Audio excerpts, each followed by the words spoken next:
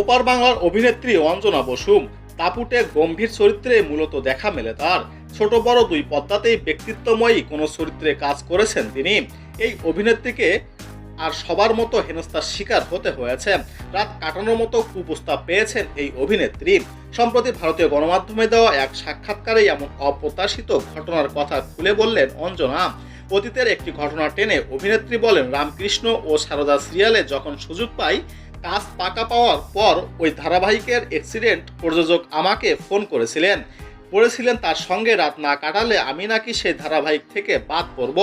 অঞ্জনা স্পষ্ট জানিয়ে দেন তিনি তা পারবেন না, প্রয়োজনে তারা তাকে বাদ দিতে পারেন।